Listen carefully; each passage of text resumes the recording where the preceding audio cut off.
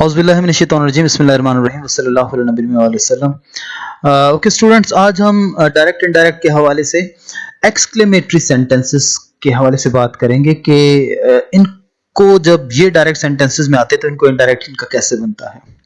और इस सिलसिले में देखें कि मैंने यहाँ पर जो है रूल नंबर 8 जो है यहाँ लिखा हुआ है, जैसे जो कि बताता है कि व्हाइल रिपोर्टिंग एक्सक्लेमेटरी सेंटेंसेस, यानी कि एक्सक्लेमेशंस और विशेस को जब आप इनडायरेक्ट में चेंज करते हैं तो आप दो काम करते हैं। Number 1, A, the reporting verb is changed into some such verb as wish, exclaim, bless, pray, that is by some verb expressing explanation or wish। ठीक है, यानी कि जो हमारा रिपोर्टिंग वर्ब है, और आप जानते हैं रिपोर्टिंग वर्ब वो वर्ब होता है जो कि इन्वर्टेड कॉमास के बाहर होता है और रिपोर्टिंग स्पीच के अंदर होता है। तो हमारा जो रिपोर्टिंग वर्ब है जो कि अमूमन सेड होता है, उसको हम किसी ऐसे वर्ब से तब्दील करते हैं जो कि होता है wish, exclaim, bless, pray, as में सूट द सेंस। यानी कि जो भी सेंस हमारे रिपोर्टेड स्पीच के अंदर सेंटेंस की होती है, उसी सेंस के मुताबिक जो है हमारा रिपोर्टिंग स्पीच का वर्ब जो है वो तब्दील हो जाता है। अब मिसाल के तौर पर अगर आप इस रिपोर्टेड स्पीच को देखें तो इसके अंदर क्या लिखा हुआ है कि alas I am undone। क्या मतलब हुआ इसका कि अफसोस मैं तबाह हो गया। alas I am undone, यानी कि undone का मतलब बहुत सारी मीनिंग्स में आ सकता है, तबाह हो जाना, हार जाना। तो alas I am undone, अफसोस। alas जो है एक इंटरजेक्शन है, ठीक है।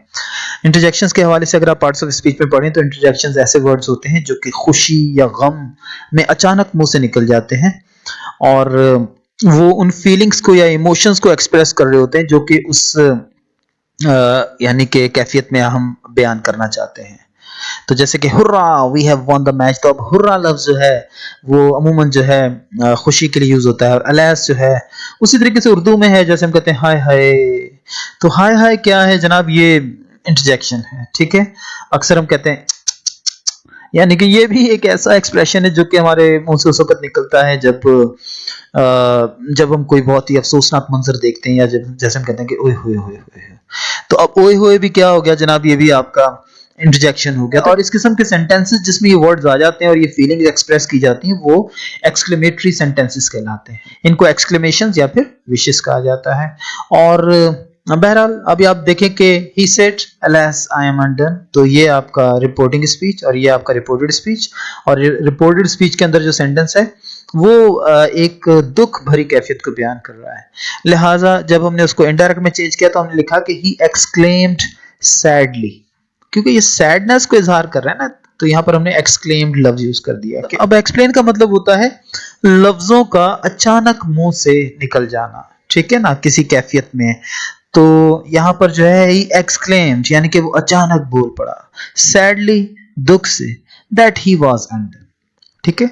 तो अब आप देखें कि ये जो इंटरजेक्शन है यहाँ पर ये बिल्कुल ही हटा दिया गया।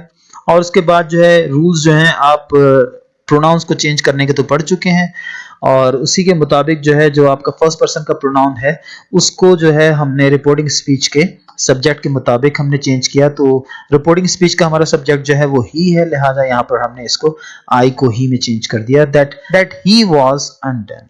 आपकी रिपोर्टिंग स्पीच जो है वो पास्ट में है, लिहाजा आपकी रिपोर्टेड स्पीच भी पास्ट के अंदर तब्दील कर दी गई। ये रूल भी हम पहले पढ़कर आ चुके हैं जो हमारी पुरानी वीडियोज हैं उसके अंदर। तो he exclaimed sadly that he was undone. तो दो रूल्स हो गए स्टूडेंट्स।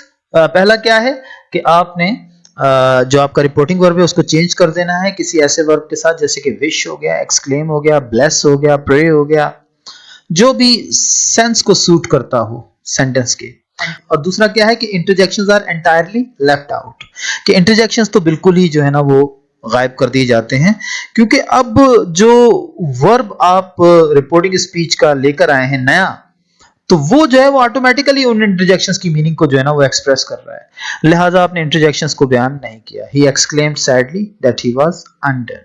अच्छा जी, सेंटेंस नंबर 2 को देख लीजिए। यहाँ पर डायरेक्ट में कहता है कि Alice said how clever I am. Alice ने कहा मैं कितनी चालाक हूं, ठीक है। तो अब हाउ क्लेवर आई एम में जो है एलिस कोई क्वेश्चन नहीं कर रही है, बल्कि वो अपनी जहानत के ऊपर जो है ना वो फख्र कर रही है। तो लिहाजा जो है जब उसको हमने इनडायरेक्ट में चेंज किया तो हमने कहा कि Alice exclaimed that she was very clever. तो अब देखें कि जब हमने इस किस्म के एक्सक्लेमेटरी सेंटेंस को एक असर्टिव सेंटेंस के अंदर चेंज किया, क्योंकि हम जो पुराने रूल्स को पढ़ चुके हैं तो हमने उसमें देखा है कि जो आपके ऑर्डर्स होते हैं या क्वेश्चन सेंटेंसेस होते हैं उनको हम असर्टिव सेंटेंसेस के अंदर चेंज करते हैं। तो जब हमने उसको असर्टिव सेंटेंस के अंदर चेंज किया तो हमने देखे कि कैसे उसकी एक्सक्लेमेटरी फॉर्म जो है ना उसको चेंज किया। हाउ क्लेवर आई एम को हमने कर दिया कि शी वाज वेरी क्लेवर। तो हाउ स्टूपिड आई एम हो जाता that she was very stupid. How simple I am हो जाता that she was very simple. यानी कि इस तरीके से आप एक्सक्लेमेटरी सेंटेंसेस को असर्टिव सेंटेंसेस में चेंज कर सकते हैं। तो लिहाजा ये मिसाल आप अपने सामने रखिए और जब इस किस्म के सेंटेंसेस को आप खुद बनाएंगे और खुद जो है उनको इनडायरेक्ट में चेंज करेंगे तो फिर आप ऑटोमेटिकली इसको सीख जाएंगे। और it's all about practice again and again students. Example number 3 देख लीजिए। डायरेक्ट में है कि he said Bravo you have done well. अब देखिए यहाँ पर ब्रावो का मतलब क्या है, शाबाश, यू हैव डन वेल। हाँ, तो यहाँ पर ब्रावो जो है ये एक इंटरजेक्शन है, ठीक है। और हमने इसका जो बी पार्ट इसके अंदर पढ़ा है कि इंटरजेक्शन जो उनको तो हमने बिल्कुल ही गायब कर देना है। और ये Bravo you have done well जो है इसके अंदर किसी को जो है यूं समझे कि इनकरेज किया जा रहा है, प्रेज किया जा रहा है या फिर उसको जो है अपलॉड किया जा रहा है। अपलॉड का मतलब ये होता है किसी को दाद देना, किसी की हौसला अफजाई करना, ठीक है। तो यहाँ पर हमने जो हमारा रिपोर्टिंग वर्ब था सेड उसको हमने किसमें चेंज कर दिया, अपलॉडेड में। ही अपलॉडेड हिम, उसने उसकी तारीफ की या उसने उसकी हौसला अफजाई की। सेइंग क्या सेइंग ये कहते हुए that he had done well कि उसने बहुत अच्छा काम किया है, ठीक है। तो अब आप ऐसे ही और बना सकते हैं कि he said bravo you have made a century। तो ये जाएगा कि he applauded him saying that he had made the century। और आप बना सकते हैं कि he said bravo you have completed the race first कि जबरदस्त तुमने पहले रेस कंप्लीट की। तो he praised him saying, अब applaud की जगह आप praise भी कह सकते हैं कि क्योंकि तारीफ की जा रही है ना। तो he praised him saying that he had completed the race first। तो इस तरीके से जो है आप इस एग्जांपल्स को भी सामने रखकर मजीद सेंटेंसेस बनाएंगे तो you will learn this technique as well। चलिए हम एग्जांपल नंबर 4 को देखते हैं। अब यहाँ देखें कि डायरेक्ट में है कि so help me heaven he cried I will never steal again। मैं दोबारा चोरी नहीं करूंगा, ठीक है। तो अब यहाँ पर आप देखिए कि आपका जो रिपोर्टिंग स्पीच है वो आपकी रिपोर्टेड स्पीच के बीच में है। इस तरफ भी रिपोर्टेड स्पीच है और इस तरफ भी रिपोर्टेड स्पीच है और इसके बीच में जो है आपकी रिपोर्टिंग स्पीच है। तो ये नजर आपके पास होनी बहुत ज्यादा इंपॉर्टेंट है। तो अब यहाँ पर जो है वो खुदा को अपना गवाह बना रहा है कि और उससे वो मदद भी मांग रहा है और अपने इरादे की कि मैं दोबारा चोरी नहीं करूं कि सो हेल्प मी हेवन, क्या खुदा मेरी मदद कर। ही क्राइड, वो चिल्ला उठा या वो पुकार उठा, I will never steal again कि मैं दोबारा चोरी नहीं करूंगा। तो he called upon heaven to witness his resolve। उसने खुदा से दुआ मांगी कि वो उसके इरादे का गवाह रहे। never to steal again कि वो दोबारा स्टील नहीं करेगा, वो दोबारा चोरी नहीं करेगा। और इस तरीके से वो खुदा से मदद भी मांग रहा है, ठीक है। तो इस तरीके से आप और भी बहुत सारे सेंटेंसेस बना सकते हैं, जैसा कि आप कह सकते हैं कि so help me God she said I will never hurt anyone, ठीक है। तो अब हो जाएगा कि she called upon heaven और she called upon God to witness her resolve that she would not hurt anyone, ठीक है। अब इसी तरीके से आप एक और बना सकते हैं कि so help me God he cried I will never bet again कि मैं दोबारा जो है जुआ नहीं खेलूंगा। तो इसका बन जाएगा कि he called upon heaven to witness his resolve never to bet again, ठीक है। तो आप देखें कि इस तरीके से जब आप इन सेंटेंसेस को इन जैसे मजीद सेंटेंसेस प्रैक्टिस करेंगे तो जब इस किस्म की एक्सरसाइजेस आपके सामने एक्सक्लेमेटरी सेंटेंसेस की आएंगी तो आपको एक आइडिया हो चुका होगा कि मैंने सबसे पहले क्या करना है। सबसे पहले मैंने अपना जो रिपोर्टिंग वर्ब है उसको मैंने किसी ऐसे वर्ब के अंदर चेंज कर देना जो कि रिपोर्टेड स्पीच के अंदर आए हुए सेंटेंस की सेंस को कन्वे करता हो। अगर रिपोर्टेड स्पीच के अंदर कोई प्रे है, किसी को कोई दुआ दी गई है तो फिर तो प्रे या ब्लेस आ जाएगा या रिपोर्टिंग स्पीच के वर्ब की जगह पर। अगर इसके अंदर जो है किसी को बद्दुआ दी गई है तो यहाँ पर कर्स लफ्ज आ जाएगा। अगर यहाँ पर जो है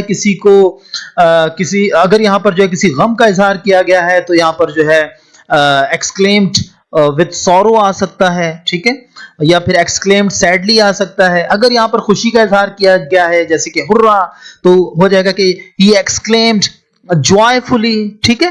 तो इस तरीके से आपने रिपोर्टेड स्पीच के सेंटेंस की सेंस को देखते हुए रिपोर्टिंग वर्ब को तब्दील करना है एप्रोप्रिएट किसी वर्ब के अंदर जो कि उस सेंस को जो है कन्वे करता हो कि भाई कोई दुआ दी जा रही है, कोई बद्दुआ दी जा रही है, किसी खुशी का इजहार हो रहा है या किसी गम का इजहार हो रहा है। और उसके बाद आपने अगर तो उसके अंदर कुछ इंटरजेक्शंस वगैरह आए हुए हैं, एलएस है, हुर्रा है, तो उनको जो है आपने मुकम्मल तौर पर जो है लेफ्ट आउट कर देना है।